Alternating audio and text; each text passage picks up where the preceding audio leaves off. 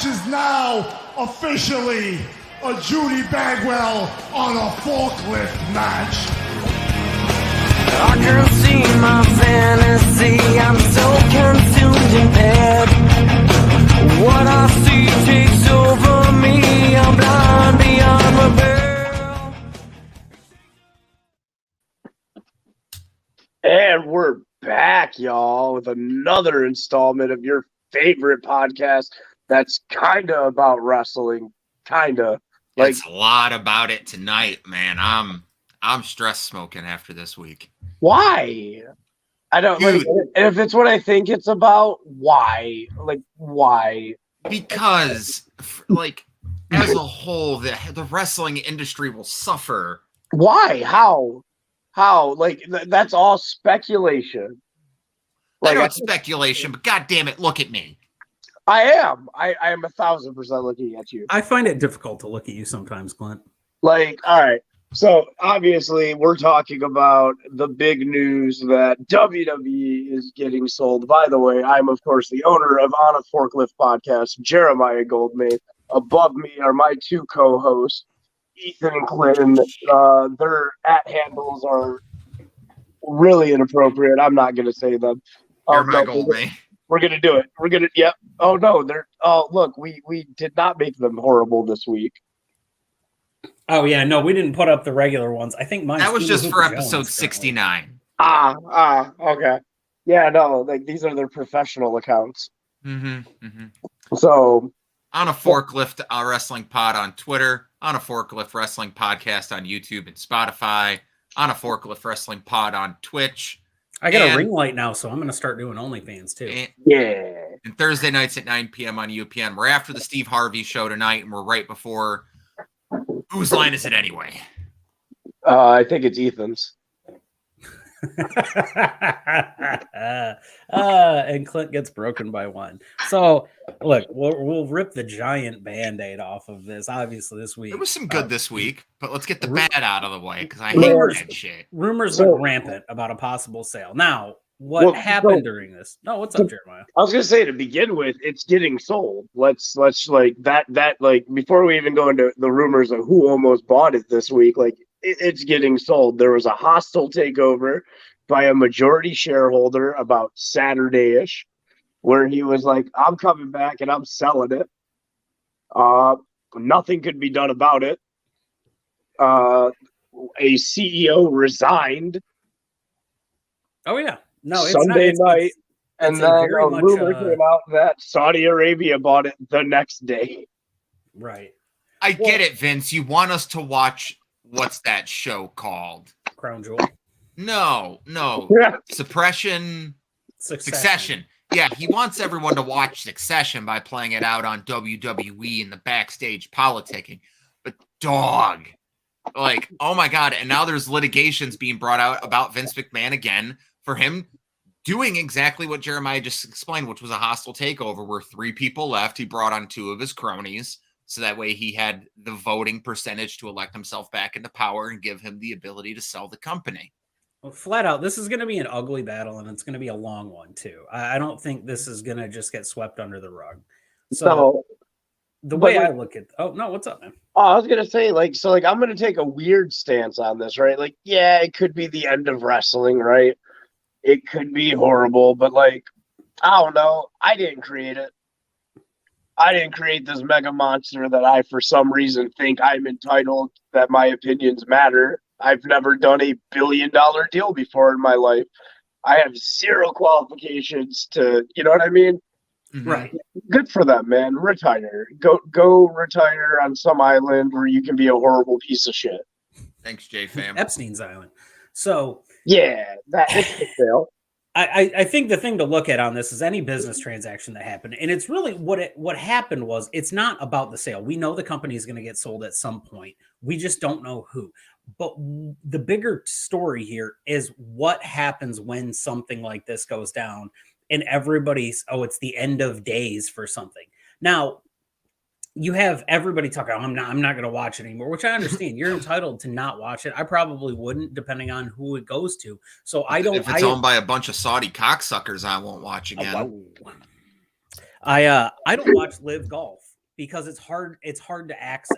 So from a business standpoint, obviously the person selling the business doesn't care where it goes. Truthfully, they want the most money out of it, especially in this case.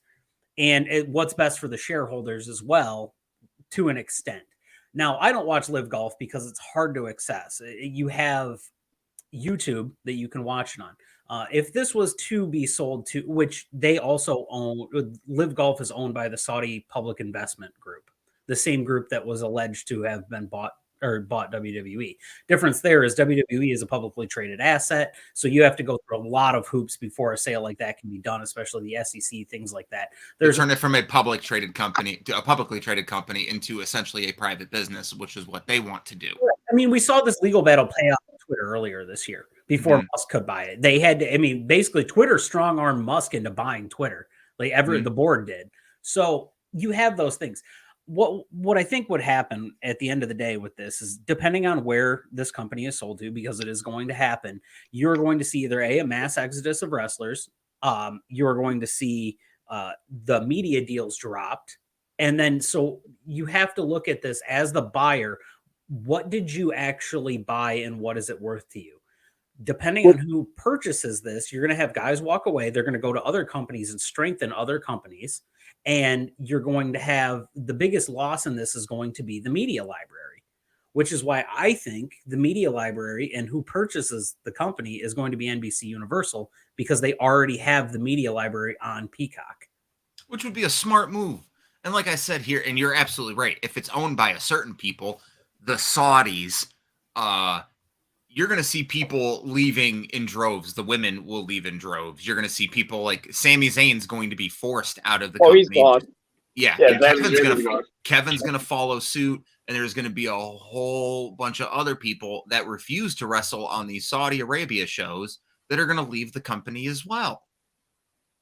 It's going to be a big exodus, which is why I don't think they're going to be I don't think the public investment fund is going to be the one to buy it. It makes the most sense for NBC Universal to become the majority shareholder, along with some other lesser investment groups to be it, whether it's Redbird Capital or whatever the hell The Rock owns. If it's this conglomeration of the rest of AEW buys it, that would be fucking amazing. That would be horrible. It would. That would actually be the worst thing ever. That would be one person controlling everything. And I want to see someone do Vince like Vince did Bischoff. I don't know. But it's not the same. It's completely different. Like this, so the only rivalry between these two companies is in the head of the AEW fans. I said it.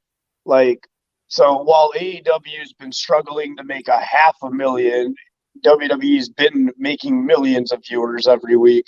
Mm-hmm. They're clearly winning in merch. They're winning in television deals. It's never been a competition. It's just been a alternative. Let's root for an alternative, or let's root for the underdog story. If AEW were to get a hold of all of that's not good. We've seen how that's went with Ring of Honor. They got a hold of a big section of something else, and it hasn't really panned out. Listen, it's a catch-22, because it could either be really good where he just owns it and he's just like, Trips, you're in charge of it. Just keep running it the way you do. And this way we can play ball with one another. Or it goes the exact way you do, which where AEW has a complete monopoly on not only the mainstream, but they also have a monopoly on the indie circuit, because they're going to say these wrestlers can't wrestle on the indies anymore because they're going to be too busy wrestling for 3 companies. Holy shit. Wow. First of all, let's stop what we're doing right now. Russ, congratulations on baby number 4. Damn, that's a lot of babies. He's one away from a starting NBA lineup. If you double it up, we pretty much have the Chris Jericho. We have the Ocho.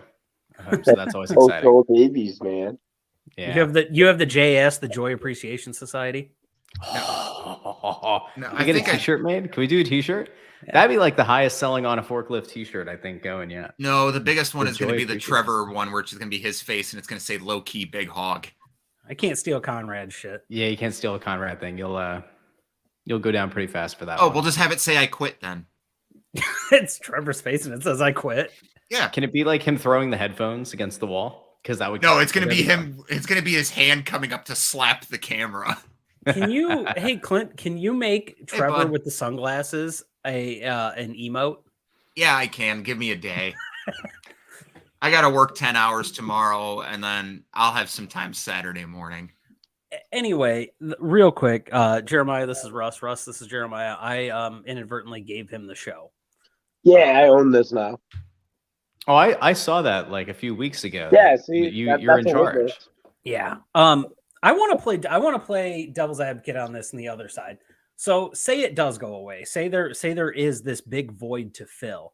How good, I think that actually is a positive for a lot. It gives an opportunity for somebody else to pick up this TV contract, because there would be a massive void on a Monday and a Friday night. And now I'm not going to count NXT in that realm, but Impact, AEW, MLW, like all these larger, the larger entities that are out there that do have like quasi TV deals, they would benefit so much from this, unlike the WCW thing, because there was no TV or streaming structure at the time when WCW went down. So, but who do you think could fill, realistically, right? Who can fill that? Who can wear that? Control your narrative. It's the only organization worth a damn. Goddamn. I'll see myself out. Thank you. I think what you see is, Dynamite ends up moving from Wednesdays to Monday nights, fills that Monday night slot because that's where everybody associates wrestling with. And you have another show. Like every show is going. There's not going to be one show that fills. You know what? I want you to do me a favor, because we actually have someone with intelligence in this show, and that's Russ. And I want to hear Russ's take on it. Because we might not have Russ for a long time. He might have like 10 minutes. So I think that at this point, if AEW does anything other than wait for the fallout of WWE when it comes to the TV rights deal, they're out of their damn minds. The only reason that they should lock in or would lock in with Warner Media Discovery is if the long-held rumor that Warner owns part of the company is true. That's the only reason you re-up with them immediately. What they should do is wait for the fallout, because you would think conceptually one of two things is going to happen. Either the sale is going to happen, or they're going to consolidate to one network. So whether that's USA is going to go back to having both, or a very non-discussed thing that I think would still be interesting is, what if WWE and Comcast, NBC Universal come together and say, you know what, we think that there's a potential use for having SmackDown on NBC on Friday. And they continue that idea of using it as a broadcast time. You're still picking up all the ratings for the over-the-air channels. You're picking up all of the cable. But like, you've now established that at least on Friday, there's a solid audience. And it allows NBC to not be running in competition with the NFL, because they are partial owners, right? They have the Sunday Night Football package. You don't want to run against that. And that's where all of a sudden it gets interesting. Like, I think that you could see a scenario where AEW goes to Fox, and maybe that becomes, they don't maybe turn Rampage into like the flagship show. Maybe they move Dynamite to Friday. Maybe they move Dynamite to Tuesday. I could definitely see a scenario where AEW splits it between a Warner show and a Fox show. They'd be stupid not to. Like, I think if Fox gets outbid, or if NBC buys the company, or the Saudis buy the company, Fox, I think at this point has to like sit back and say, you know what, like, this is still solid live programming. We know that wrestling draws good numbers on a Friday on Fox. And if they miss out on the WWE, there's enough star power conceptually. Like, you probably could get AEW for cheaper, right? You would think. I think AEW is kind of in like a no-lose proposition, but they have to make sure that they wait it out. It doesn't make sense for them to try to jump on anything when you have two legitimate networks, not just cable, two networks available to you. Go to whichever one's still available, assuming that they want wrestling, which they should. You So got to imagine with the Jacksonville Jaguars being owned by Tony Khan's father, they would have a pretty good in with Fox if WWE was out of the Fox network. Yeah, but that also comes back to why I couldn't see Dynamite ever moving to Monday. Because again, like you don't want to run in direct competition. And Tony Khan said multiple times they don't want to run in direct competition with the NFL. Yeah, it's only 17 weeks, 18 weeks out of the year that you have Monday Night Football. But then there's also preseason, and then there's also, like, look at this week coming up. There's a Monday Night Football for the wild card round. Like, you just don't want to run in direct competition, which is also why they're not going to move to a Thursday. Eventually that could change, right? Because there's been talk that the NFL could look to install a Tuesday or a Wednesday night game that's played internationally. Well, then all of a sudden, like, you can't help it, right? If the NFL is going to take up 5 days on the calendar, you can't just say, well, we're not going to program anything, right? So I think that's where this is headed. You know, my favorite NFL game I've watched in the last 3 years has been, it was that Tuesday night at 5:00 Buffalo game during the COVID season. I fucking loved it. I got home from work. I sat down, got the bowl of chips, watched football at 5 p.m. on a Tuesday. It was fantastic. It felt like I was watching a baseball game. Yes. What's up? No, I just had a burp come out. Well, so I did some quick Burger was dry as research here. shit. NBC's Friday night show is Dateline. That goes live at 9. Dateline carried up a 7. Wait, To Catch a Predator still on? No, Dateline. Isn't that To Catch a Predator shit? No, that's Chris Hansen's. It's a little different. Well, then that's perfect, right? Because Dateline would be the perfect lead-in to Rampage at 10 o'clock. Right, at 10 o'clock. Here's the thing. It starts at 2, so they would have to bump Dateline up to 8. Unless SmackDown went to NBC. And then Dateline would either A, get bumped to 10, or you'd have to move SmackDown to Thursday. So that's where I'm saying, just because that show's been on there for so long, it's hard to conceive bumping something. However, SmackDown did a respectable 0.53. Comparatively to that, I mean, last week it was at almost a 7 because, John Cena. You said that like we were supposed to be so impressed. I'm talking to Russ. Russ's eyebrow Are you raised. saying that Dateline pulls a 7, like a 7.0? 0.7.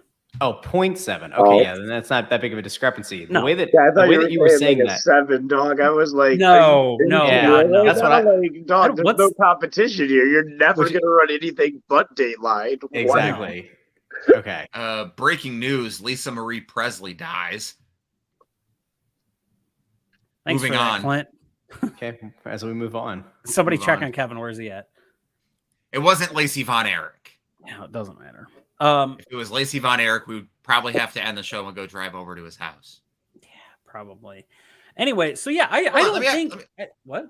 Let me ask one more question real quick before we get your take on things. Jeremiah's a booker. Jeremiah, if you were in AEW's position and Raw and SmackDown were no longer shows that you had to run against, what 2 days of the week would you pick to put your shows on? I probably wouldn't change because in 4 years I've established a core viewing audience that tunes in on Wednesday and Friday. It would be the networks because, again, the NFL deals are worth those 8 weeks or whatever. What is it? 20 weeks out of the year are so much more valuable than the entire year of wrestling. Like, and if you don't believe me, there's numbers online you can go check. Like, facts are facts. Like, I love wrestling, but dog, football fans are football fans. Now, would you move Rampage from 10 o'clock to 8 if SmackDown wasn't there to run? Man, maybe. Fuck, dog. Like, Or like a 9, because I could be wrong. Russ knows more about. Why not run it at 8? That's fair. Like 9. SmackDown's established that you can get 2 million viewers, 2 million plus, at 8 o'clock. You run it. You bump it to a 2-hour show and it goes live. I mean, at 9 o'clock. I think 9's perfect. I don't know Friday. about 9. No, 9 on a Friday. Nine's too weird of a, like, you go 8. because you got to get the kids to watch still. Like, you have to have that hour for the kids to pop in, and then they bug their parents and they go, hey, can I stay up? Can I stay up? Which is what SmackDown did 2 weeks ago. Hey, John Cena is going to be on there, and people stayed until the end of the fucking show. That's what's so weird about what they seem to be beta testing last week with Rampage, where they were doing the back-to-back with Battle of the Belts, where they were both live. And the murmurs were, are they trying to test this out to see how much of an audience stays beyond 11? And like, in theory, if you're trying to prove that you're a value add to a network, you want to be able to prove that your 1 hour of live wrestling from 11 to 12 outdraws, the 40,000th, replay of whatever Michael Bay movie you have, sitting in Pain and Gain in cobwebs, right? But like, I don't see it. If you're trying to grow your brand, and that ultimately is what you're supposed to be doing, you've got to make the show available at a time that people are going to watch it. Like, there's always going to be the argument that if you put it on a Friday night or on a Saturday night, you're kind of killing yourself because you're fighting the bar crowd, right? Like, you're not going out to the bar to watch AEW or to watch WWE. Mm-hmm. And if you're trying to get ratings, right? Which, by the way, at some point, the conversation has to shift. The Nielsen ratings are based on the archaic technology that has not changed in decades. And one could argue that if you're popping a better demo rating, which everybody's, hell-bent on screaming about every week, couldn't we conceptually say that, like, taking the Nielsen data ratings based on cable box viewers is not indicative of the total audience, because so much of the total audience of AEW, which skews younger, are cord cutters? Like, shouldn't we be having that conversation? Like, shouldn't the wrestling media who covers this be having this conversation? Like, to give you an idea, Philadelphia, sports talk radio is huge, right? But up until recently, they were not counting streaming numbers in with the over-the-air Nielsen, which is like, say it's 20 meters, right? 20 people in a greater Philadelphia area have these stupid little things where they're tuning their radio, right? That was what was dictating bonuses for hosts. That's what's dictating, which shows stay on air and which ones go, right? Like, it's this archaic technology versus being able to go onto the Odyssey app if it's an Entercom station. Or going on to, a Beasley station, which is like the other Philly sports station, and like actually being able to see one-to-one. This is a human being who's on their phone. This is a human being who's on their computer, like, so much of this just feels like skewed and antiquated. Like, I do wish that we could actually see a raw number and actually see like how many people are streaming this through a YouTube TV or a Hulu Live or a Fubo. Like, I want to know how many people are actually watching on that medium and why they're not factored into these numbers that we see every week. Now, hold on. It's also a thing, too. Like, back in the 90s during the Monday Night Wars, there wasn't such a thing as DVR. There wasn't such a thing as Twitter and YouTube, where literally you're getting the results a minute after they happen on Twitter, or you can log on F4W Wrestling or What Culture or any of those fucking wrestling websites and get up-to-the-date spoilers. It's Rampage's detriment, really, is the fact that they tape right after Dynamite, because they're losing half their audience because half the audience doesn't want to stay for an extra hour. And the fact that they're running a replay, because most of us are just like, oh, cool, I saw that blah, blah, blah beat blah, blah, blah on Friday. I don't need to wait up until 10 p.m. to watch it. Well, I watched. Go ahead. I was just going to say, but Russ brings up a good point about the streaming. So Maya runs his shows Friday nights, right? When it hits intermission, I usually go over, get whatever merch I'm going to have, and then spend the next 10 minutes watching SmackDown on my phone. So the accessibility is there. Obviously, I'm there to watch that show, so I put the shit down at the end of that. But it's that time. Like, there's people out at a bar, and there is some dingus like me watching that shit on my phone that's not being registered somewhere else. Or I get home and I go, okay, cool, I missed Rampage, but I'm going to turn Rampage on and have it playing while I'm folding laundry or whatever, and it's just my phone's propped up over here. That's never going to register. I don't have cable. I haven't had cable in fucking 12 years. And like, even yesterday, does it count that I popped on an hour late and rewound the entire episode because I have a DVR? Is that going to count for them or against them? No. Like it's the whole thing of like, there's probably AEW, probably 2.5 million people each week watching AEW with, the amount of YouTube traffic that I see from them, the amount of people following them on Twitter. There's probably a massive audience that just aren't watching on a Wednesday night because, we talked about football. There's other sports throughout the year. There's hockey that runs on Wednesdays. There's some baseball games. You got basketball that runs goddamn every fucking night.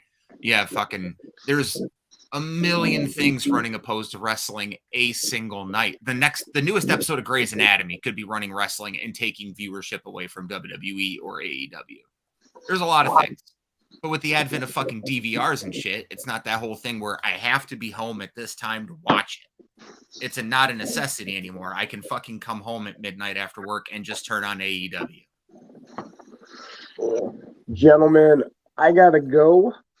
Okay. Ethan, you're in charge. Oh, thank you. Yeah, well, Clint, you already had to excuse yourself once, dog. You did. I mean, he's right. You did have to leave once. I'm being fair. Russ, you would be in charge, but this is your first time since I became owner. So it's Ethan. Fair. It's All a right, probationary guys. period. Continue to somehow keep this an educational episode. It's weird. I like it, though. It's strange, isn't it? It's weird. It's a wrestling and educational episode. After last week's episode, though, I feel like we owe the public this. So keep it up, guys. And I will see you all Saturday. We will You're see you my Saturday. gold man, everyone. Later. You can see him at Grizzly Pro Wrestling Saturday, January 14th, Wyandotte, Michigan. He's going to be in the Corky Robinson 22222 Memorial Battle Royal. Deuces. Ha. See, it was a 2. That is a 2. Bye. I love when Ethan goes through an Excalibur level. You like that? That's pretty good. Can you do it like Excalibur? Can you make a little bit more of a strain, like you're constipated and you're really trying to push this out? Push out I got to the promo talk along for with longer. the bowel movement. You can talk for longer? Yeah, fucking amazing, right? It is Jesus possible. Christ. Actually, if I can do this, you guys talk amongst yourselves. He said keep it educational, and we're already fucking. No, it is going to be educational, but talk amongst yourselves while I do. I was trying to sign us up. We've got for 8 people in the chat right now. I would like everybody know we're signing up for Extra Life again. We're going to do a year long. Our goal for the year is $2,500. It's going to go through the year. Clint, Jeremiah, Russ, we'll all talk about goals for this kind of stuff. But it goes for a year. We'll have a couple of streams. I just want to let everybody know that we are doing that again. We raised $350 last year for Children's Beaumont of Southfield, Michigan, and we're aiming to go higher than that. Clint and I still have to do some paying up on the. That'll happen on the first all-day stream we do for the year. So we're going to do that, and you're going to watch Clint's chest cave in via Tony. So I'm legitimately terrified. I'm terrified. I'm erect. Like legitimately. Oh, the boss left. Show's now going to go downhill. Yeah, that's what happens. We had a very, very educational 30 minutes. We're all very skeptical and a little bit worried and a little bit excited to see what's going to happen over the next few months. There's not going to be a sale finalized until after WrestleMania. So for now, we still have Triple H, Royal Rumbles, and Manias to look forward to. Just wait until WrestleMania Night 2. The Crown Prince of Saudi Arabia shows up and says that they've bought the WWE. But don't worry. All of a sudden, Terry Bradshaw and Howie Long show up on the screen. And they say the contract does read Arabia, but it reads Fox Arabia. No? Okay. So let's get your take on this. Where do you think the company? Where do I think what? Where do you think the company goes? Where is the end? Where does it end up at? Here's what I really think happened. I think Vince has been talking to the Saudis this whole time. And when everybody says like, oh, it takes so long to put together a deal, I think he's just been doing it. Like, I think that he and some of his intermediaries have probably been feeling out what the Saudi side wants. And he's an intelligent businessman. So he probably has a lot of the parameters of what a deal with them would look like, which I wouldn't be surprised if Vince himself was the one who leaked the possible rumor, like leaked it through somebody to put a little bit of internal pressure and also to put some pressure on Fox and on Peacock and on Amazon who might also be interested in this. I think that ultimately the company that makes the most sense is NBC Universal, without a doubt. They already have there. They already have the infrastructure. They've already proven that they can, house it. It's not as good as the WWE network was, but whatever. They're paying, what was it, 800 million? It wasn't $1 billion a year, was it? Like it was some astronomical number. It's ridiculous, whatever it is. It's not $1 billion, but it's close. It's close. I feel like it's 800 million. Ethan, you look that up. You can be our fact check right now. That's what I'm doing. But I feel like it's charge. I feel like it's close to 800 million a year. So if you're Peacock or if you're NBC Universal, right, and you're saying, all right, if we're going to go into this negotiation and we think, do you have it? Yes. So it's $265 million per year. It's $1.35 billion over the course of 5 years. However, with that and the SmackDown deal is also worth $1.025 billion. So over those, it'll be about $2.33 billion for 5 years worth of television broadcasting, which is fucking astronomical. All right. So let's round up. 400 million a year. So let's round up. Let's say that if you're NBC Universal and you say, we want to keep our current thing in place and the ratings have been good, all that. So say you're Peacock, NBC Universal, and you say, all right, 300 million is what it's going to cost for us to keep status quo, right? All right. One could assume that WWE might want to get into a longer agreement. So at 300 million a year, 10-year contract, right? Like how a lot of sports leagues do their setups, right? That's $3 billion over 10 years. If you're Peacock, NBC, I keep saying Peacock, but if you're NBC Universal and you say, I want to buy out the Fox portion, I don't want to bet against myself, right? I don't want to bid against myself. Say they go 500 million total for both, or even hell, let's say 600 million a year for 10 years is $6 billion, right? Many people have said that the value of the company is probably like 13 billion is maybe like around where you come in. If you're a company like this and you're looking at what this entity is, do you sit back and say, all right, well, I can pay $6 billion for the next 10 years of this product to have both shows? Do I do that? Or do I up the ante a bit and just buy the whole thing outright? If it keeps trending in the same direction, if it keeps trending upward, then 5 years down the line, you're probably going to have to pay $400 million a year for one show. So it's just kind of that idea of like, you have to do the forecast of the next 20, 25 years. One could argue that there's lasting power in pro wrestling. There has been, even though the audience has diminished, there's still going to be value. I don't know. I would find it really hard to sit back and go, you know what? Like, I'm happy to pay $6 billion over the next 10 years to buy out Fox's portion of this, but like do that every 10 years. I don't know. I don't see it. I think what's going to happen here, and this is just me, there's a lot of moving parts here. Disney still owns Disney owes Universal a considerable amount of money for the rest of Hulu. Mm-hmm. So I think what we see go on, because NBC Universal is clearly moving to Peacock as their preferred network. It's their own. It's what they do. I think there's going to be a little bit of a shift here. We're going to see Disney buy out the rest of Hulu, and then you're going to see Universal or NBC Universal come across and buy WWE. Now, this is going to leave SmackDown up in the air a little bit. I think as per part of the Universal deal, I think there's potentially you could see Fox go to ABC or SmackDown go to ABC. As part I see no scenario, none, where Disney makes a play here. I don't think it makes any sense. I don't know about making a play. You know what? Well, ABC is Disney. What if it goes to ESPN? No. Like what I'm saying is the entire Disney corporation, ABC, ESPN, all of it. No, because ESPN is the part of the business that has hemorrhaged the most money for Disney corporate, right? Right. They're not getting involved. There's no chance. Like I will not eat my shoe, but I don't see any scenario where it works. The only thing that you could try to make sense of it, if like anybody thinks Disney is like potential, is that Disney's the one that worked out with UFC. So like, unless they're going to, I don't know, like remove themselves from like the NBA package. They just got the hockey package, right? They have the A package for the NHL for the next 6-7 years. Unless they divest themselves of the NBA, which would be questionable, and they're not going to let Monday Night Football expire. They're paying how many million to Joe Buck and Troy Aikman alone to be Ridiculous the amount. announced team? I don't see it.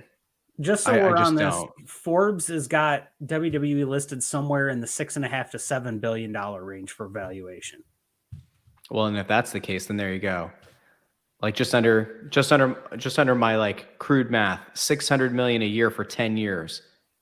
You've now bought the whole company versus, you know what I mean? Like that's why I just don't see a scenario where WWE says we're going to continue to work with two networks. I think it's a headache, right? Like if you listen to Bischoff's podcast, one of the big things, like in his very limited time when he was in charge of SmackDown and Heyman was doing Raw, is that the network executives wanted to know at all times, like, why did they get this wrestler? Why do we get this one?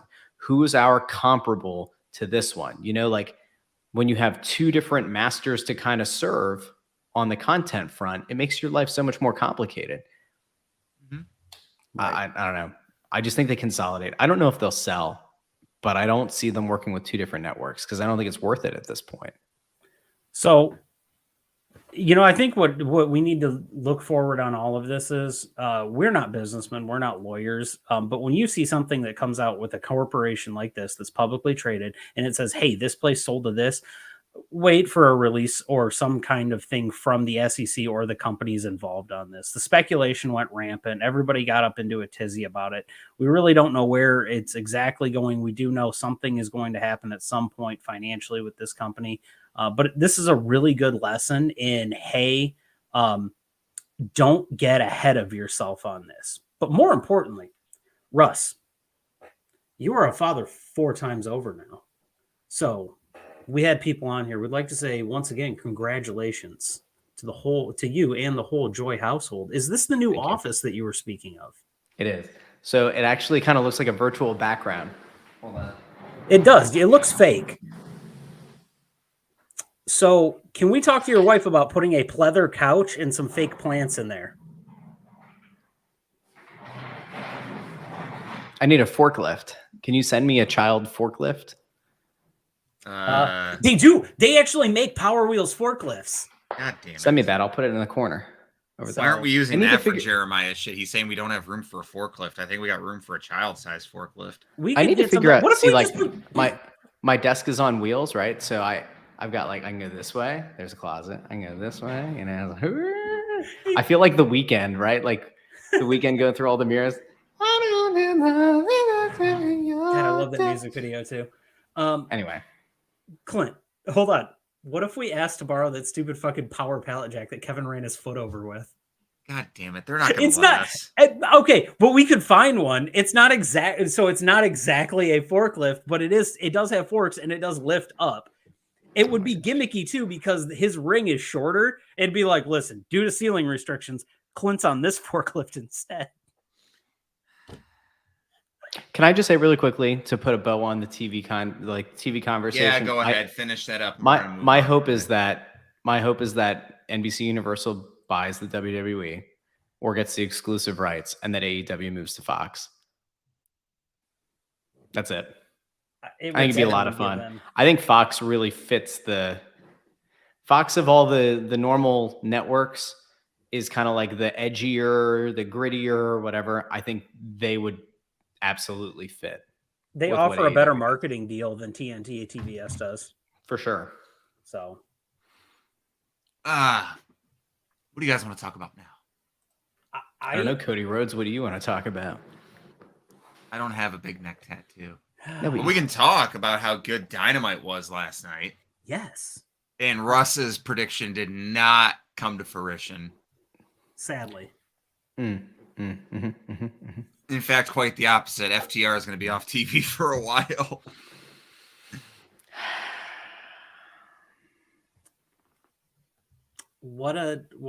How'd you feel about that Dax's little 5-minute section that got released?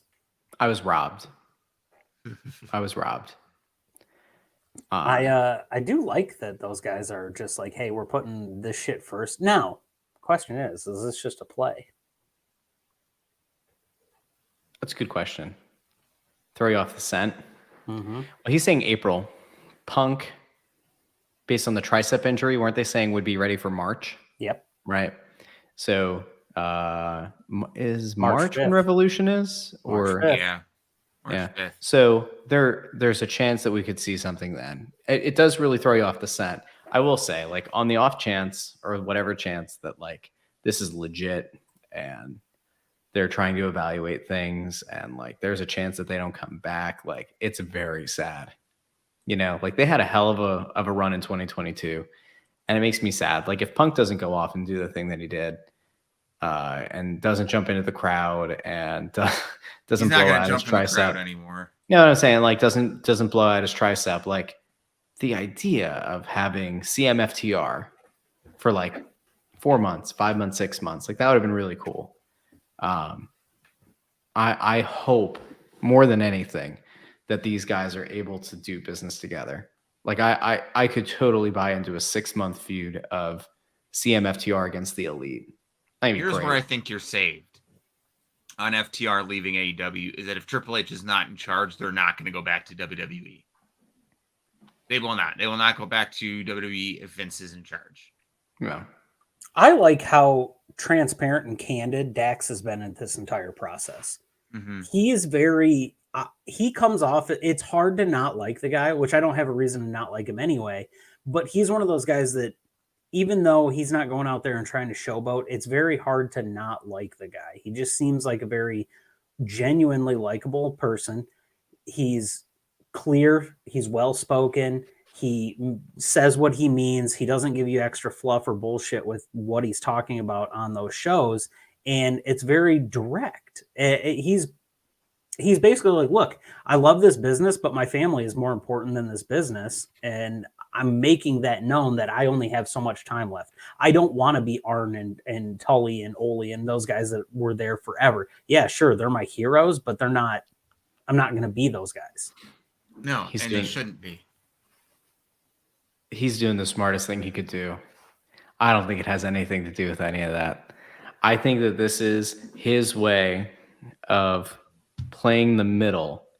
If you're to believe that, what's up, John? If you're to believe any of the Punk screed, right? That the Bucks are the ones who go to the dirt sheets, and then he's the one who calls them out with no filter and kind of blows things up.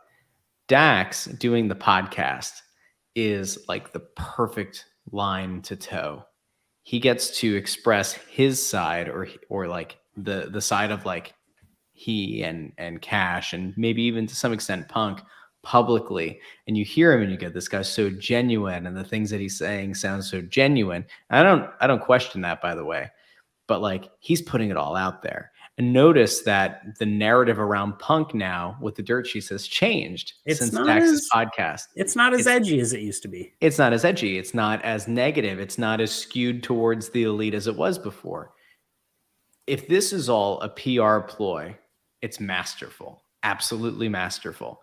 And the idea now that like there is a scenario where Punk comes back, where FTR is there, like these guys would be so stupid to not work this out. I mean, it would be the ultimate egoist, narcissistic nonsense to sit back and say like, if you're the Young Bucks, this thing with Death Triangle was fine. The matches, like some of the matches were better than others, but like fine. If you're content to do the level of business you're doing that versus conceptually the money that not only you could make, but your company could make by shaking hands and working it out to do a program for an extended period of time with Punk and FTR, even if you hated their guts, there's so much money to be made. And there's such a legacy part of AEW. Like if you actually care about this company that you've created, like it's right there for you. Figure it out. Be adults and figure it the hell out. I think having Punk come back, and I think Clint, we might be on the same page about this because we've talked about this a little bit. I think if Punk comes back, the biggest thing that this does is it shows that Tony can handle a locker room. That Tony has found a way, even if it's those guys just talking to themselves or talking amongst themselves, but he has found a way to get control of that locker room. Because that was the other big narrative that ran parallel with the brawl out was, well, Tony can't handle these vets. He's just a mark. He's just this. He's just that. And with Jericho being so outspoken on the, well, we don't want him here thing, Jericho knows this business. He knows how to put that stuff out there to throw everybody off the side. It would be very good for the business to have him back. Here's my thoughts on Punk. I'm tired. I'm tired of hearing his name. I don't care if it's positive or negative news anymore. It's been 5 months of non-stop Punk speculation. We're back to 2013 again. It's not fun. It's annoying, if anything. I'm tired of every time I wake up there being another article like CM Punk just shares a photo of himself at the gym. Could he be preparing for a return? Shut up. The guy's gone right now. Let him be gone. Russ, your prediction did not come true. Can we talk about somebody who's back? Hold on. I'm not done. You motherfuckers keep running your mouths and don't let me speak. I'm going to speak my behalf. This is the last I'm going to talk about Punk until he is physically in a wrestling ring again. I don't care. I genuinely don't care if he ever comes back. Next quiz, ladies and gentlemen, it's going to be the year 2011 in wrestling. Like, that's all I'm saying about the Punk matter. He's gone, and unless he is in a ring for a return, I don't care anymore. I want to be able to share my screen. Am I able to share my screen here? No. Why? Because you don't have host capabilities. Well, that's dumb. Wait, there you go. Yeah, I can. Add it. Hold on. What are you sharing? Add it to the stream. It's an actual thing. Yeah, yeah. So this happened a little bit ago. This happened 7 hours ago. MJF puts out Pro Wrestling Illustrated. He covers up CM Punk's name with tape and makes it MJF. Okay. Look who put a comment on 3 hours later. Maybe find some tape for the ratings so nobody sees those either. I don't care. But does that sound like a guy who's now avoiding the topic? No, it doesn't. Who cares? He's had 5 months of free press because he had a meltdown and acted like a child. So somebody else that was gone for an extended period of time is now back on AEW television. Thank fucking God, because I was afraid I was going to have to cry. First off, there's one thing I want to talk about before this.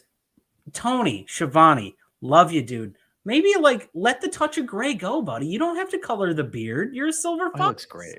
Let it go. Great. It's not bad. He looks really good for his age. Let's just get that out of the way right now. Tony Schiavone has aged like a fine wine, and we're all better for him being on television. Plus, I really enjoy when he does the segments like that. Hey, I really hate that I have to do this, for this person, and then you hear all about the boom. Russ, I know in the past you have been a detractor of one Adam Cole. There was a good energy with that, with the crowd. The crowd was right back to it, and he looks good. He looked a little good. I saw it. He looked happy to be there. He's a guy that I think that they need right now. He looked good wearing 3 layers of clothing to make him look a little bit buffer, huh? I'm just kidding. I'm just kidding. I was so happy. No. I was so happy to see him back. And more importantly, I was happy to hear that he's okay. Yes, because concussions are scary, head injuries are scary. Mm-hmm. And I will say, I smiled when he came on the screen because I would love to be wrong. I would love if, and we'll see whenever he has his first match, I would love to see that he's been physically okay for long enough. He shows up this goes back to the old Bischoff hated Sting because he showed up for the first match and he wasn't tan enough. But if Adam Cole shows up and looks like he's physically in better, pro wrestling shape than he was before, and there's that slight more believability or whatever, I'm here for it. The guy's got charisma. The guy's got plenty of ability in the ring. The guy can hold his own on the mic. Tell me that like 4 or 5 months down the line, you don't want to see a program that involves MJF and Adam Cole. Oh, I do. That'd be great. Like, he's back as a babyface. You're not going to be able to push him as a heel, at least not right now. Yeah. Like, he's over babyface, which is what your company needs because your company is lacking in top babyfaces. Yeah, and where do you go after the Danielson deal with MJF?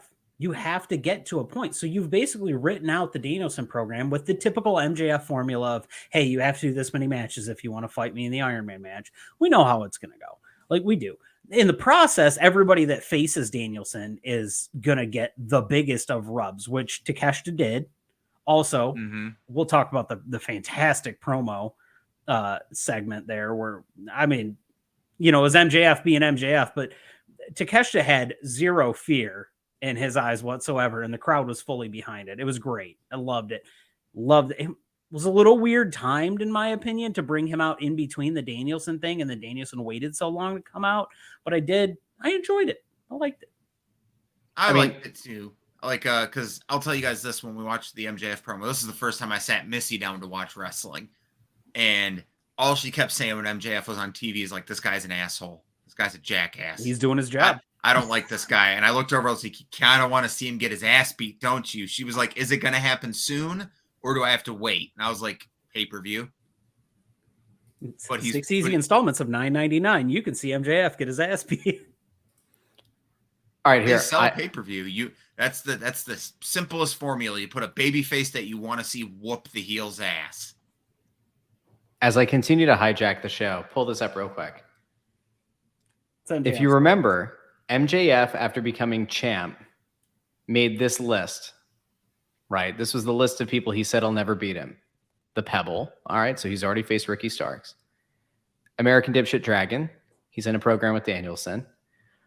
Wardlow's an interesting one. I don't know if we're to believe that there's any shot that this is going to happen in order. Like, this is a long ass reign, but okay, let's say Wardlow comes back. I don't know how you're going to repackage him.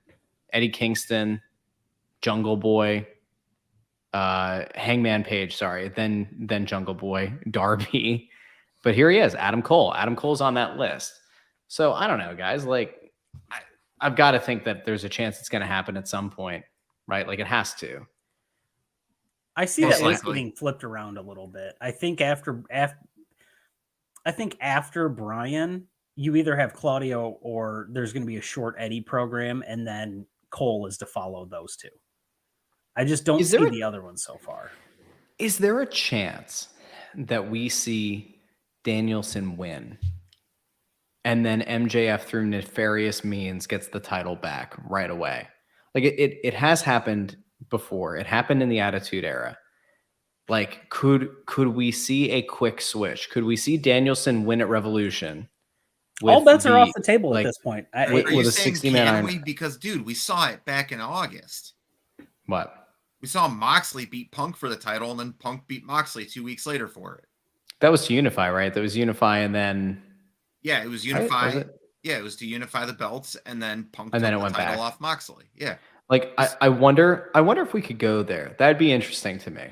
Like, because we're all so clearly building to this idea that, like, Danielson's going to win all these matches. He's going to go. They're going to have this long match, and, like, it's an Iron Man match, and, like, stupid things can happen. Maybe the firm gets involved or something, and, like, that's how MJF wins. But, like, what if Danielson wins, and then you have, like, a month-long run where, like, MJF gets it back? I don't know.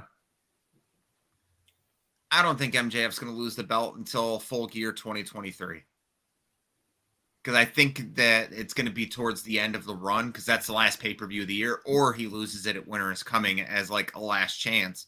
Because he'd be like, I'm only contractually obligated to defend this title one more time before I'm leaving AEW for the great bidding war of 2024. Saudi Arabia.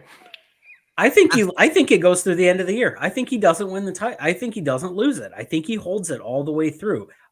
Because in my mind, I feel like he signed an extension. I feel like he did.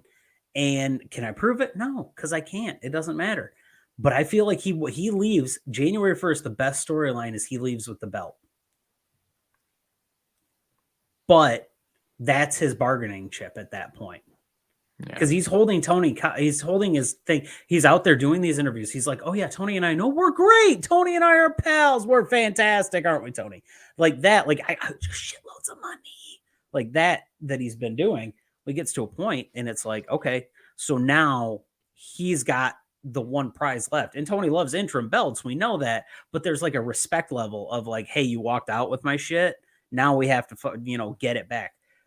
I think he holds the belt through the end of the year unless something happens or his shine just dies. I don't see that. I think there's a chance. I am not falling off of the MJF train here, but there is a part of me that wonders if he can do it for a full year. It's hard for anybody. Yeah. That's a big task and big ask for anybody. But following the MJF stuff, Danielson comes out and has an absolute banger of a fucking match with Takeshita. I love Kinesuke. I'm so happy we're going to see more of him on television. And if he can either get a mouthpiece or they just let him talk in little spurts like that, I think it's going to be great. Crowd seems to be behind him. This guy's 27 years old. 27. He's legit. Yeah. He's expressive too. He doesn't have like the overly stoic kind of facials, right? When he's wrestling. No, he's very he's got that like vein of Tanahashi. Like he reminds me of a young Tanahashi. There's a lot to be encouraged by with him. Clint, how big did you pop for the Cornette reference, the take a shitta? Just wanted to The only time I'll pop is when I see his in memoriam graphic. Oh, god damn. Wow. Yeah, go ahead and hit me with it. Yeah, go ahead. I'm trying to. I'm trying to. Yeah, it's. Phew. I don't like Jim Cornette. This is just a reminder that On a Forklift podcast, which is run by Jeremiah, my thoughts reflect my own thoughts and not the reflection of anyone else involved in this podcast. We did get hold on. My thoughts on Jim Cornette have always been the same. I think he's a piece of shit human. I think if he would have kept his fucking mouth shut in his later years and just been a wrestling historian, I think he would be one of the most beloved people in wrestling. But that's not the case. He's come out and made sexist and egregious comments towards women and men nonstop. And has wished, and I shit you not, has wished for Chuck Taylor's entire family to fucking die. I want to remind everyone that. That's the guy we're talking about here. That he wished that Chuck Taylor's entire fucking family would die. Fuck Jim Cornette. I hate him. And it also goes for Vince Russo too. So counterpoint: Chuck Taylor's family is responsible for his existence, and Chuck Taylor is not really worth much in the world. You never watched the Chuck Taylor PWG run, and I have a soft spot for. Neither did many of the fine folks who watch. I love Chuck Taylor. He was one of the most over baby faces in the world at one point. I thought we were getting Russ just having a trauma dump about Chuck Fletcher for a minute. Yeah, it slipped. It slipped. He's close. That's Chuck Fletcher's your Vietnam. Like I like that Chuck Taylor is like. What has Chuck Taylor ever done wrong? Is everyone what still has he ever mad done? about What has he ever done? Just leave it there. PWG World Champion twice. What's the point of the best friends? Stupid. By the way, when is Orange Cassidy losing the belt? Like when does he lose the belt to somebody who matters? I just need to know. Are we going to make that title actually worthwhile, or are we just? He's having banger matches with every person he goes up against. Even the Kip Sabian one was great. Stupid. That's a dark match. What if you put that on Takeshita? What if you put the All Atlantic? You can put it on Takeshita because he can defend it in DDT because he's still contracted in DDT. That's actually a good point, except that's not the Atlantic, even though the Japanese flag is on it. Who gives a shit at this point? It's the All Atlantic Championship. All I want them to do, guys. Seriously, I know that like I cause problems with like best friends and everything, but like all I want is for that All Atlantic title to be on one of these other guys that we say are on the periphery. That like we think are main event talents, but aren't in the main event picture, like on a Malachi Black, on a Miro. Like Put it on Hobbs. Hobbs would be interesting. Like then you're kind of almost making it run in like a parallel track with the TNT title and the Ring of Honor TV title, but that's fine. Like I need that belt to be on somebody who like either is a star and can elevate some of your younger talent, or put it on one of your younger talents to try to prove that they're able to, I don't know, like have the ability to carry a program. I think that's where this is moving, though, with the whole of the belt program. The TNT title is back on Darby in a really fun match against Joe. We had that ended up coming out. We have Darby back with the TNT title, and I think they want to I think that's the stepping stone to starting to get that right. Did you guys know that every title in AEW is on an AEW original right now? Joe was the last one. MJF World Champion, Jamie Hayter Women's Champion, Tag Team Champions, The Acclaim, TNT Champion Darby, and you have the All Atlantic Champion who FTW is on Hook. Mm-hmm. Yep, FTW's on Hook. You have the 6-mans on fucking Kenny Omega. And I could argue that one. Just a little bit. I would argue New Japan and Generation Me, baby. Generation Me. There's shit. I will say, there's shit. If you guys want a trip, go watch Generation Me versus the Motor City Machine Guns. Their shit and Impact back in 2010 made Impact worth watching at that time. You know what makes me sad about TNT title though is like I loved what Joe was doing, and the sad thing is like before that match, I think I had my wife watching, you know, as much as she'll watch wrestling, and I was like, oh, that's the guy who's going to be Sweet Tooth, right, on the Twisted Metal series, and she's like, oh yeah, that makes sense, and she's like, all right, he's good on the mic, right, and I'm like, this is the best thing I've seen Samoa Joe do in a long time. And like his in-ring work has been really good. His mic work's been great. And then like he loses the title. And I'm like, damn it. Like that was something. Like that had the ability to be something. And that's where I say I would have rathered see Darby get the All Atlantic. You know, like I wanted to see. Now I don't know. Like Joe isn't going to make it into the title picture. He's not going to go to the top of the card. I just hope that this isn't like the precursor to Samoa Joe being an anchor of Ring of Honor. And now we don't see him on AEW anymore. I don't want to pay for what the hell is it called? Club of Honor, Honor Club, Honor TV. Honor Club.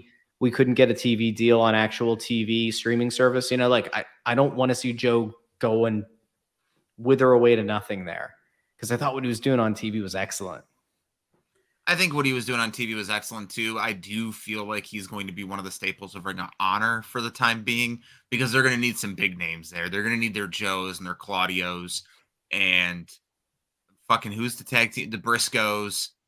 Like Athena's the women's champion. She'll do really good over there. I think she's one of the people who will benefit from this Ring of Honor deal. But yeah, people like Joe and Claudio right now, they're going to be Ring of Honor staples because they need those motherfuckers to build the brand back up. I do think that Dalton Castle needs to be on the radar. I know you don't think he's that great because you've only seen him on TV twice. But Dalton Castle has done and could do really good things for Ring of Honor. So there was an article that came out about AEW doing house shows and that there's talent that's interested in it. I think this is where the Ring of Honor AEW crossover happens, is if you wanted to run those, that's a good way to get the Ring of Honor people that need the exposure to work with people who work on TV and work a TV style. That's just, I think that is going to be one of the benefits from that. Now, you did say something about Athena and going down there and getting better and stuff like that. We had a relatively good women's tag match happen on AEW Dynamite last night. I was going to say one more thing about Ring of Honor before we move on. I feel like one division that can really benefit from this is the tag division. There are so many good tag teams on the lower card that aren't doing things. You saw that Butcher and the Blade promo.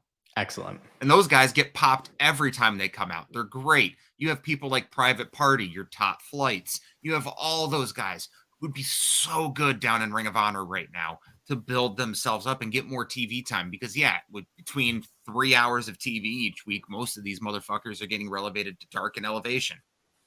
So I feel the tag division in Ring of Honor is going to be phenomenal. And I feel like that's what they're going to make people tune into, is the same reason people tune into AEW in the first place. They're like, we have the best tag division on the face of the earth. And at the beginning, they did. They really did. And I feel Ring of Honor could be like we have some of the best tag team matches you'll ever see. Let me ask you this. Put a bow on this. What if, as part of the TV deal going through, fantasy book this, TNT or TBS or whatever keeps Dynamite, Fox slot opens up, Rampage goes to Fox. Mm-hmm. Because there aren't some of those concerns that Warner apparently has about like the Briscoes and maybe some other people. Mm-hmm. What if Rampage becomes, and I know that the way I think that you can use the ROH name is if you made it AEW Ring of Honor. Like Ring of Honor becomes the name of the show. Mm-hmm. And there's co-branding on it. And like that's a show that exists on one of the networks, whether it's Fox or TBS or whatever. Yeah, AEW presents Ring of Honor. Exactly. Get something AEW's like that. Name on there somehow. Bingo. And then you have it, and maybe it has a slightly different feel. Because I keep coming back to like there are so many people on this roster, and there's so much star power on the roster that like you could almost do what is a brand split between the two. You could have some crossover, but like largely brand split. It's understood that they're under the same banner. I'd almost like to see them go that way. And I think if you're not with Warner on that, right, there are some talent, and it really is the Briscoes, that like all of a sudden become available to you. I don't know. The Briscoes are good to have as the tag team champions right now. Sure. If FTR aren't going to be down there, they're great because they're never going to ever get on Ring of Honor TV. Not Ring of Honor, but they're never going to get on AEW TV. It's not going to happen, no matter how much Tony Khan pushes for it. But what he could do is get the Briscoes on an AEW crossover pay-per-view with Ring of Honor where he has champions versus champions and shit like that. And you could put the Briscoes up against whoever the tag team champions are. Like here's right now. I know that he's not going to go this way, but like, couldn't you just say that like Ring of Honor is worth having the tape library and that you run a few pay-per-views a year that are, you know, ROH title, kind of like how after WCW got acquired and ECW got acquired, WWE ran a few like shows. They ran a few pay-per-views that were like, I don't know, I can't remember off the top of my head what some of them were, but like they were branded, like Sold Out. No, Sold Out wasn't. There were a few. Shell out $5. We're worth it. What's audio only ads?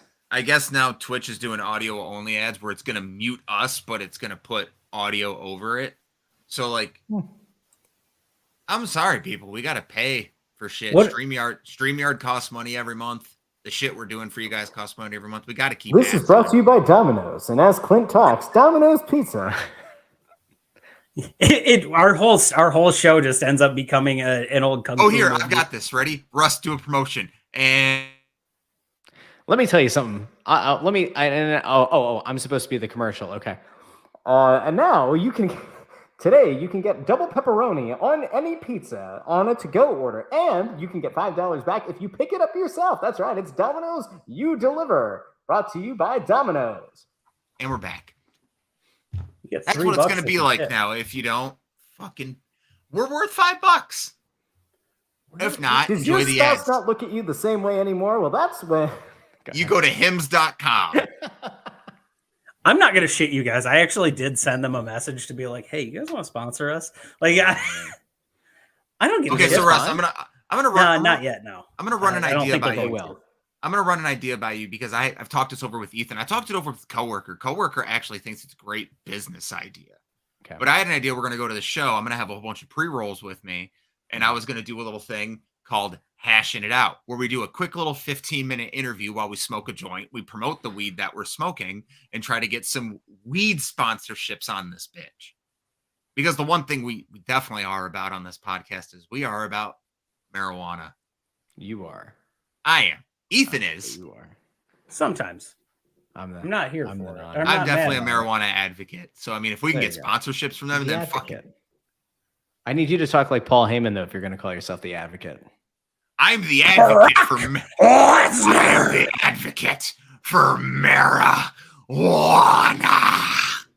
I realize that every time I try to do a Paul Heyman, I sound like Gilbert Gottfried, so I've given up. I want to picture Gilbert Godfrey introducing Brock Lesnar. Ladies and gentlemen, my name is Paul Heyman. Do it. I need the full thing.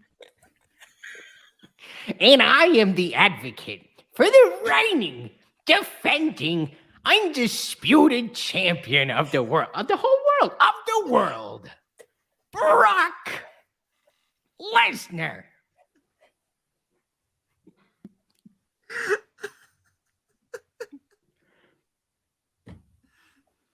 Oh, making a best of video for 2023 might be a hell of a lot easier than 2022 was. I'm gonna open a Google Docs and just notify fucking sections. Dog, I'm just gonna start clipping this shit. Oh my God. Tribal chief. I'm done. I need Russ to like open up a Cameo and just say, "I will say whatever you want" in Gilbert Godfrey's voice. Hold on a second. Can't speak Unfortunately, weed is not legal nationwide yet. So I can a bunch of Cali stuff, New York stuff, New Jersey stuff, and New York stuff, but Colorado or anywhere else, legal stuff, only that's a headache. Yeah. Lesnar comes out in a Jafar outfit. Then that makes Paul Heyman Iago, right? In Saudi Arabia. An Arabian night. Okay. If anybody An Arabian day. He comes out riding the sand tiger. The cave. Oh my God. Make way for Mustafa Ali.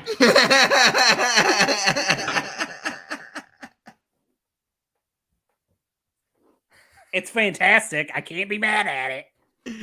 You're gonna love this guy, Mustafa Ali. Fabulous. He flies the top rope. It works Does better a with your flip mic. and other shit. Your mic is Cornet echoing. hates it. There we go. Your mic has been echoing this whole show, and that was the part that was so worth it. That's what I'm here for. Oh, fuck, we're dumb. So, like, legitimately, on this card on Dynamite, there were 3 matches you could legitimately have said were your match of the night. We already talked about Bryan Danielson and Takeshita. That was a great technical masterpiece, but you had to open the show with Moxley and Hangman telling the story of, I'm going to give this guy a concussion.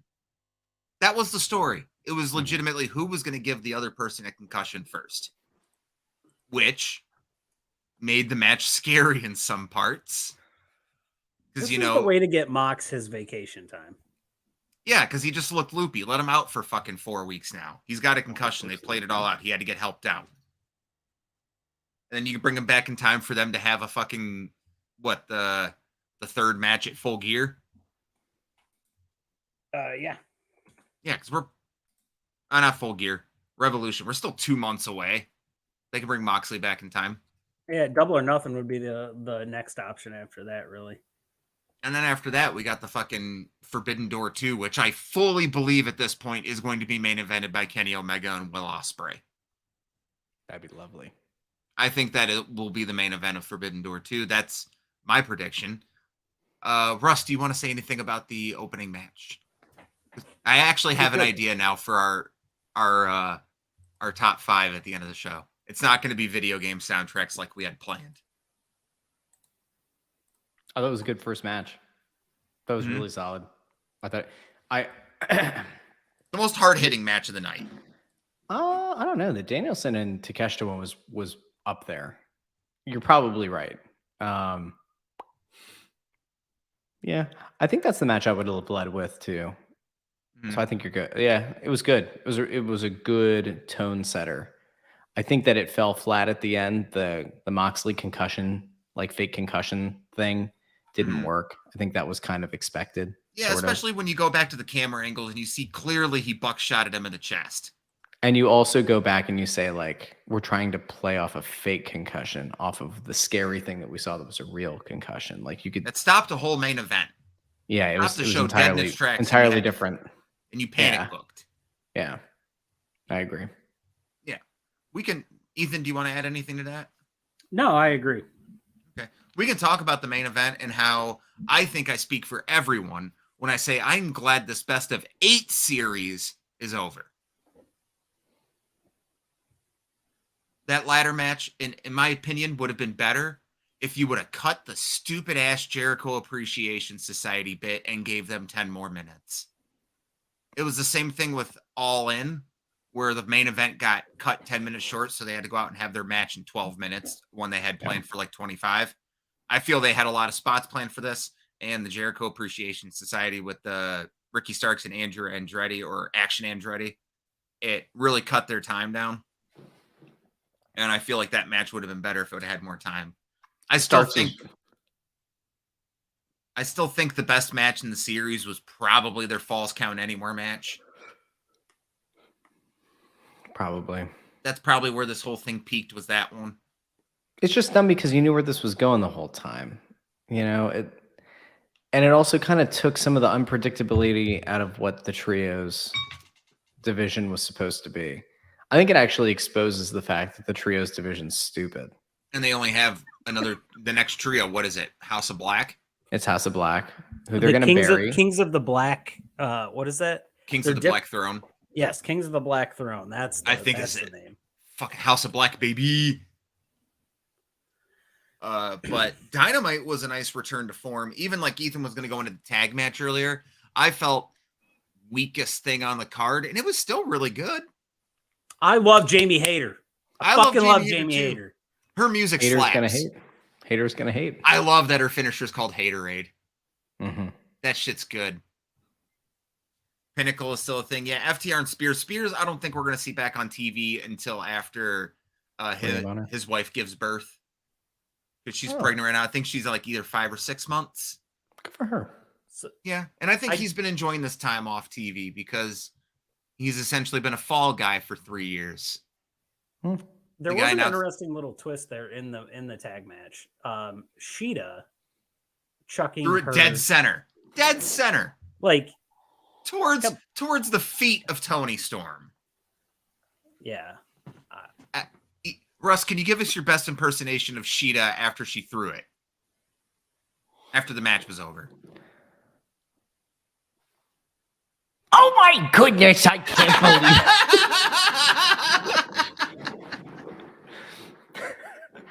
believe. Just imagine Sheeta goes to talk and Gilbert Godfrey's voice comes out. Guys, talk about that. Until next time. Not Gilbert, but that match was good. It was a good match. There are 2 things that were bad about that match. Saraya was in it. Step 1. I am all about people embracing, this is how I want to express myself. Like, this is the ring gear I want to wear. This is how I want to, put myself out there. I genuinely look like whenever Saraya is wrestling, I'm like, she doesn't dress like a wrestler. And I find it incredibly, like, it's not that it's distracting. I just feel like it's out of place. That's 1. And 2, like, this match, like, all I can think is something fell through. Like, yeah, it was the Mercedes Moné thing. There are 3 things along the way that make me think that this fell apart. 1, the mystery partner thing tells me that they thought they were close months ago. 2, Saraya goes and was it on Rampage or something? There was the mention of like Britt Baker gave Saraya 2 tickets and she put them to good use, like 2 front row tickets to the match, and she put them to good use. And then 3, it was the Britt Baker saying, "I'm the only boss in AEW." So you had 3 things that tangibly would have led the audience to believe meant that Mercedes Moné was coming in. And the way that they're going to try to explain it away, and this is assuming that it did fall through or that it was never going to come to fruition, is that a mystery partner does not indicate that it has to be a debut, although it really does. In AEW, it does. Imagine like having, they did it once before where they had the Joker and it was Penta, but like typically that mystery person is a new debut. The whole thing about like the 2 tickets was stupid. That was like one of the things that Twitter was blowing up with immediately after. Like, well, then how did she put the tickets to good use? That implies that there were people there. And then the third thing The third Reed thing might is the have a boss point. line. The Reed boss might have line a was point, though. no, he doesn't. No, because Reed would have a point if the understanding were that 25% of the audience were marks. This is like the smart mark crowd, right? Like 85% of the people who watch the show keep up with news, keep up with the dirt sheets outside of the programming. So when you do this kind of overt hinting, it's supposed to lead somewhere, and it typically does. The boss line is the one that stands out as the worst because it came a week before the match. It would be like Darby Allin saying, "You think you're the best in the world," and like Shane McMahon shows up instead of CM Punk. Like, it doesn't work. That doesn't work. Pump the fucking brakes here, because you just inadvertently booked something that would be so horrible but fantastic to watch in a Darby Allin versus Shane McMahon match. I might see Clinton go through the roof. If it's Shane versus Darby, yes, that Shane might be plays the the only time I ever want to see Shane McMahon again. Shane plays the Kurt Angle role and throws Darby through one of those new LED screens. Come in my pants. I will fucking nut so hard. Please don't. I get what Reed is saying, though. Like, yes, there is the theory that the fan base got themselves riled up. And if that's the case, let's not act like Tony Khan isn't living plugged into the matrix and isn't aware of. I mean, he knows what's being said about his company for the last month. There are ways to mitigate the damage that could be done by the crowd very clearly expecting this to happen. Like, the only thing that makes sense here is if they did come to an agreement and he goes, you know what, I want it to be a surprise. And if she shows up in LA, it's not a surprise. But that's stupid, because if you have her under contract, she should show up in LA. They had Saraya on Sirius XM to talk about the event. They didn't have Saraya on because they gave a shit what Saraya had to say. They seemingly would have put her there to kind of pump things up, to get extra eyes on the product, because this person who's a crossover star who's done things with the Mandalorian is going to show up on their show. I'm so confused by the whole build up. And if Tony Storm was going to be the pick, it should have been 2 weeks ago, and you shouldn't have run the weird side thing with Sheeta. You know, it just doesn't make sense. Did anyone notice how pissed Tony Storm looked when she came out? Oh yeah. I sent you a message because you told us you were behind, and I sent Russ a message and I said something's up with Tony. I think it's because she realized she was in a no-win position. She's going to get booed. It was her first match back in how long? Month and a half, 2 months? It's full gear. It was her first match back, and she got booed because she wasn't Mercedes. I'd be pissed too. And she knew she was going out there to fucking take the job too. And she was the first person brought out, which also put extra emphasis and extra focus, because then you go, oh, okay, is this when Sheeta's going to come out, hit her with a kendo stick? You know, it just, I don't know. I didn't like that. Saraya's been a flop since she's shown up in AEW. I don't think I'm alone in that thought. Speaking I hope I'm not. Women's wrestling. We do have an announcement of a Jordynne Grace versus Mickie James title versus career match. So I'm watching Hard to Kill tomorrow night. Okay. So, because I really like to see Jordynne Grace retire Mickie James. I know it's not going to happen. The only good thing that can come out of the Sheeta thing is the unlikely alliance where it comes out that Sheeta wanted to defend AEW with Britt and Jamie, and she realized that the usurpers, right, that Tony and Saraya are outsiders who've come to try to take their titles and take their spotlight, and that's where Mercedes is going to come in to level the playing field. But I don't know, guys, does that feel if you are to have her under contract, is that the way to debut her, as part of a 6-woman tag match? I'm not so sure. No, I don't think so. Me neither. You guys talk for a second. I'm just putting together the top 5 graphic. Okay, and now I'm definitely watching this. Pizza Hut. We got Pizza Hut. Okay, so I'm definitely watching Hard to Kill now because the pre-show match got announced. So we've got Alan Angels, Yuya Yamura, Deepinder Gujar, Mike Bailey, who really fun to watch if you haven't seen him. He's fun. He's got a lot more stuff out there. Best wrestler not in WWE last AEW or WWE last year. Kushida's on there. And then we have the oldest professional wrestler that has to be going. Mike Jackson is wrestling. And I think Mike Jackson's like, yeah, that's what I thought. Yeah, so let's see. Is this him? Yes, it is him. Holy shit. 73 years old. 74. Okay. Yeah, almost. Yeah, it'll be 74 this year. Holy. Is Ric Flair showing up? Is this Ric Flair's last match? Mike Jackson actually he looks way better than Ric Flair does, and he can move like that too.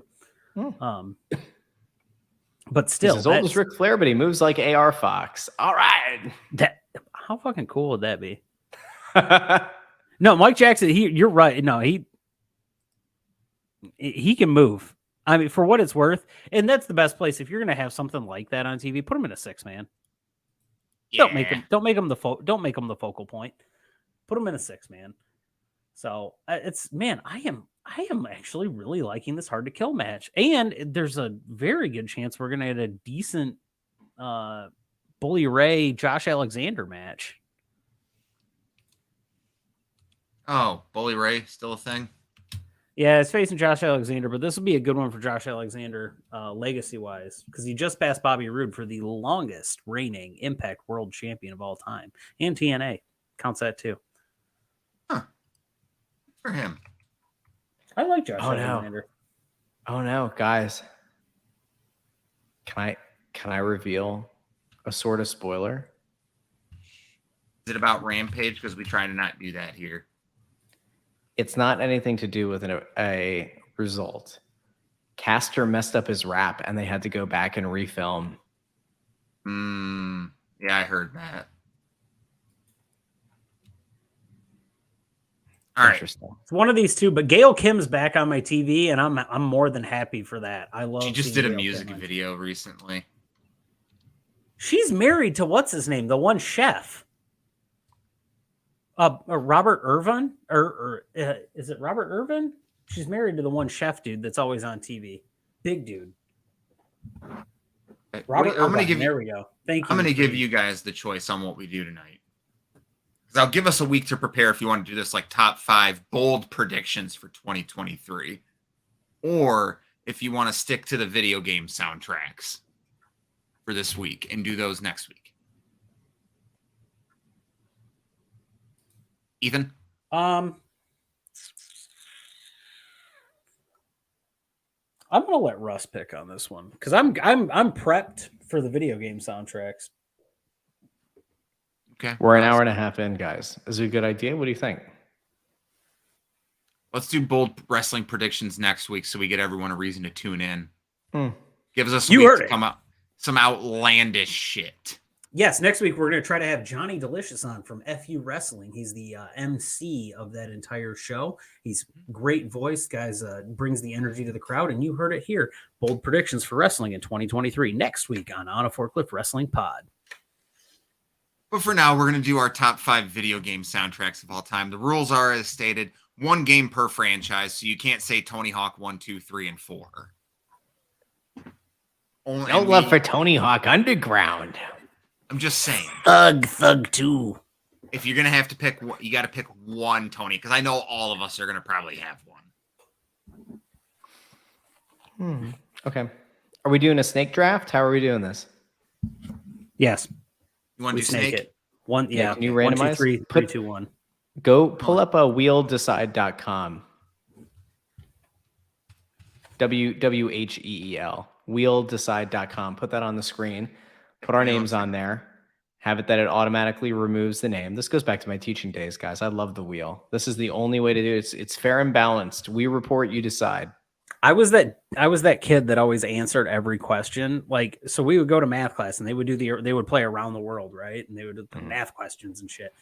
And everybody's like, it was always me and this kid Travis. He'd be standing there, and it'd be like everybody else would just get the fucking question wrong because they're like, we might as well sit down. All right, you guys ready?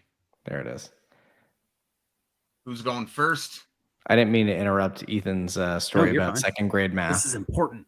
Oh, okay. So I go first, and let me take my name off the wheel. No, okay, you can do that. That's fine.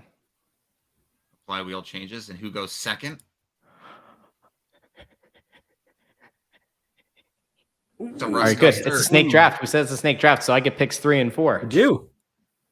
Oh shit! I didn't mean to remove Russ. I meant That's to okay. remove this. All right. Here we go. All right. I actually typed out a list for this one. I prepared. Because my number 1 overall draft pick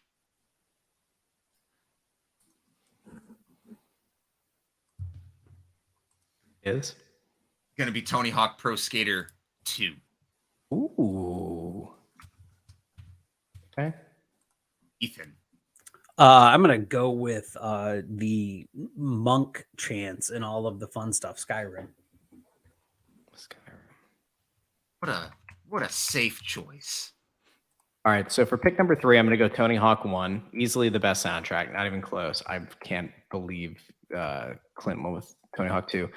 And with my second pick, with the number 4 pick overall, Burnout 3 Takedown. By far. I mean, this might be the best. And I somehow got it at number 4. I can't believe this is happening. Number 5 overall. It would be NCAA 2006.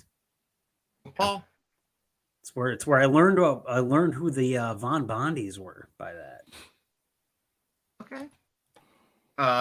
My number 2 pick, the 6th pick overall, Russ. Thank you for shouting out Burnout games, because Burnout Takedown wasn't on mine, but Burnout Revenge is on my list. Yep. I thought the tracks were much heavier, which I really, really liked. It made me want to speed more. I spelled Revenge wrong. Clint, it's you again, I think, right? Snake draft, so it's back to you. Spelled Revenge wrong. I had to focus for a second. And then, of course, we all grew up with wrestling game soundtracks. I'm not going to go with any of the Raw versus SmackDowns. I'm going to make a hipster choice here. I'm going to go WWE Day of Reckoning for the GameCube. Okay. You want to know why? There's one very specific reason why.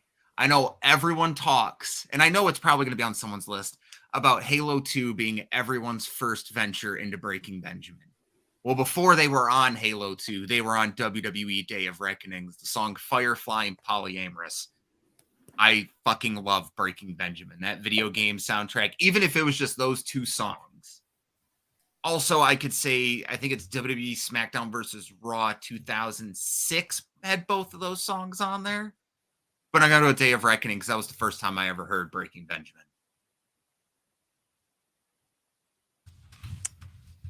All right. Give me Brutal Legend. You motherfucker, that was on my list.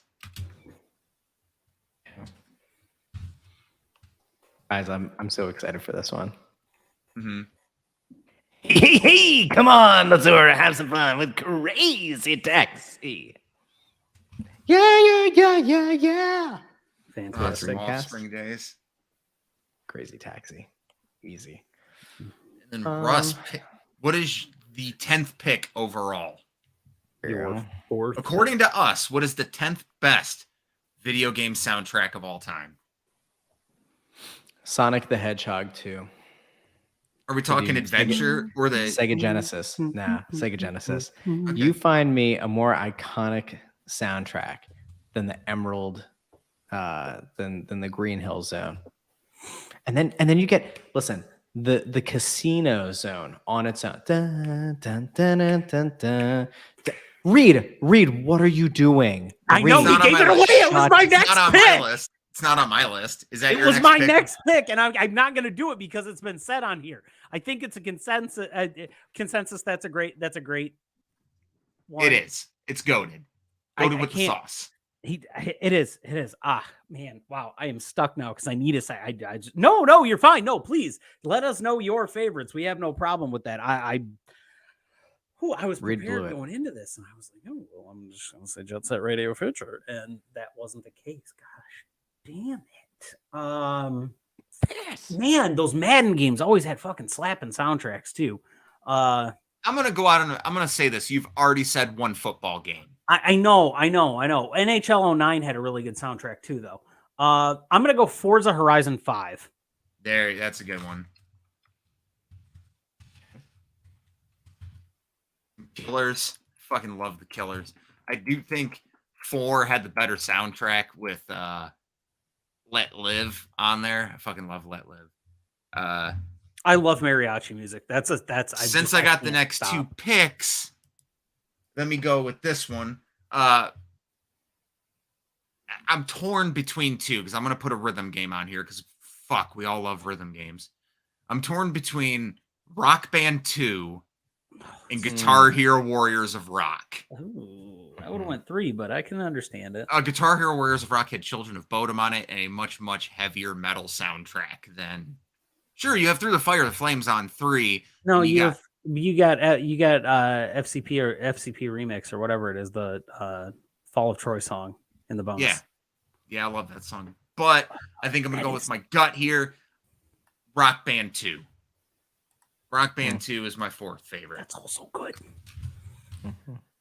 And then I do have a video game soundtrack on here. It's probably the one I've listened to the most. It's so gross. I hate saying it, but it's true. It's the Persona 5 soundtrack. I don't know what it is with that jazzy weeb music. That shit fucks hard. I have an honorary mention that I want to say, and it's really a score. We've got to start no, because honorable mention. Russ still has a pick after yours. No, so I know he does, and I'm not. After, so don't say an honorable mention. No, I'm just saying I have one for after that. We can go over Clint. Clint? Do you mind reading off my selections? Number 1, Skyrim. Number 2, NCAA Football 2006. Number 3, Brutal Legend. Number 4, Forza Horizon 5. Number 5. It's Grand Theft Auto 3. Okay. Not the GTA I would have put on there, but okay. Russ, the final pick. The 15th overall pick. Mr. Irrelevant. We can always go to 10 if you guys want to, because we're kind of flying through this. I think we could pick up with this down the line. Part 2. Je ne sais pas. Je ne sais pas. I'm thinking this one over. I think where I'm gonna land is one that I'm okay with. I don't know if I love the pick, but the music was damn good. I'm gonna go with one that like you wouldn't think of in terms of like it doesn't have like banger song after banger song like the other picks on this list that I have. But you need music that's gonna move you. Mm-hmm.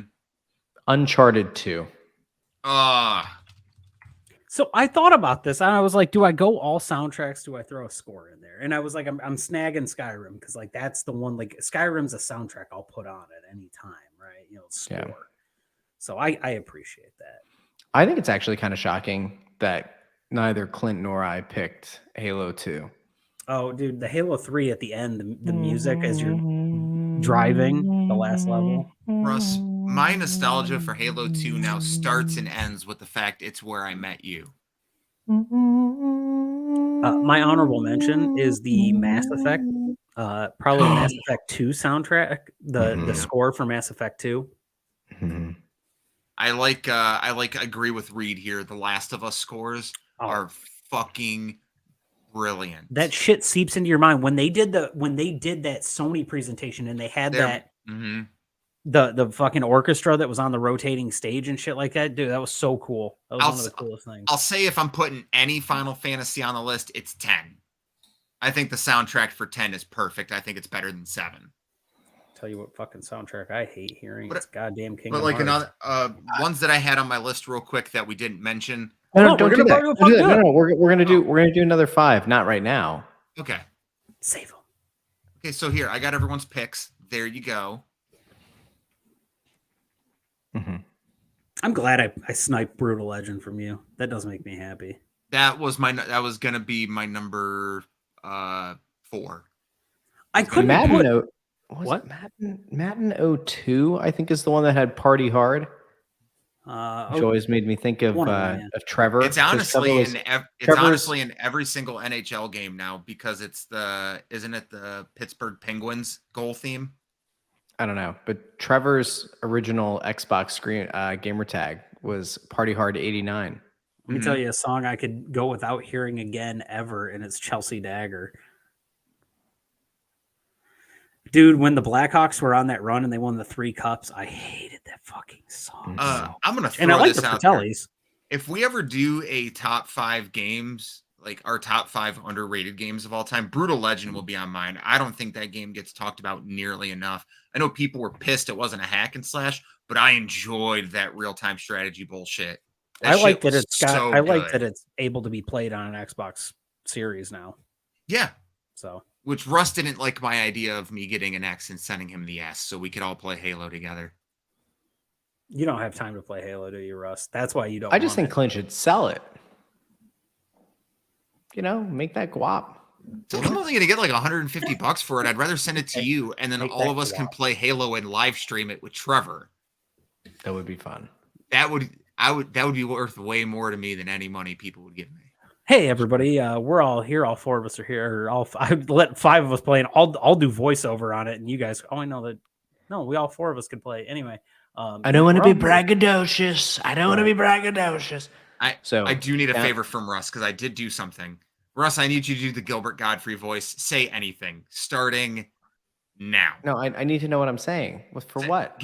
Cut me a Sheeta promo with Gilbert Godfrey's voice. Like as Sheeta? Yeah, as Sheeta. Why? I don't know if I want to do because that. I just need it. I need it so bad. For what? Can you do William Regal smooching over Excalibur, but in the Gilbert Gottfried voice? That doesn't work. No. You want like Gilbert Godfrey with a British accent? No. The language though, that my fuzzy little man, Peter, whatever it is. I can't. Oh. Did you say my fuzzy little man, Peach? Isn't that that's old Greg? We have an old Greg in our group. I'm old Greg. He's my cousin. I'm a scaly man fish. My cousin married his wife's sister. No, my wife's cousin. They're essentially sisters. Ladies and gentlemen, my name is Hikaru Shida, and I am the advocate for the reigning defending women's division of AEW. Let me put out very clearly that my kendo stick is bigger than Kenny Omega's. And furthermore, I shall be the reigning champion of some promotion you've never heard of, and I'll carry that belt to the ring whenever I face Jamie Hayter next. Thank you. Why? I just wanted you to come back to no one. Okay. I feel better after this show. I've been pretty down about wrestling the past few days. Mm-hmm. I can always rely on you guys to either anger me or make me feel better. I can't hear Ethan, but why does it look like his nose is white? My nose? I wish my nose was white. I don't even know what's going on. No, so I have very light hair, but I had to bring this up. No, Reed. So, no, his cousin married my wife's cousin, and also they're third cousins and they're from Kentucky. So it's basically legal anyway, even if it was a sister. But he didn't. It's a long story, Russ. My side of the family is Oh no, I don't think you're serious, but I'm letting you know it's a weird happenstance that we found out that Clint and Greg are cousins. Yeah, it was us hanging out at his place. We found that out. I was talking about my dad. He knew my dad. Is his dad your dad? His dad is my dad too. John Jacob Jacob. Dude, I'll say this about Greg. Greg might be old. Jingleheimer Schmidt. Greg might be the oldest out of all of us, but he goes longer than any one of us. Oh, yep. No, Greg knows how to party. Greg knows how to party hard. And on that note, you know what? I'm going to let this. And on that bombshell, it's time to end. Thank you so very much for watching. Good night. My name's Clinton Davis. You can find me at PK Batman on Twitter. To my right is Ethan Hubbard. You can find him at Jensen Collins 3. Beneath us is Russell Joy. You can find him at Joy on Broad. Once again, Russ, thank you for joining us tonight. We know you're so fucking busy with the baby. Old Ethan Hubbard, he went to the cupboard to find Hikaru Shida. You can find us at On a Forklift Pod on Twitter, On a Forklift Wrestling Podcast on YouTube, On a Forklift Wrestling Pod on Twitch, Thursday nights at 9 p.m. on UPN. And as always, we love you, Judy. Judy. Good night, guys.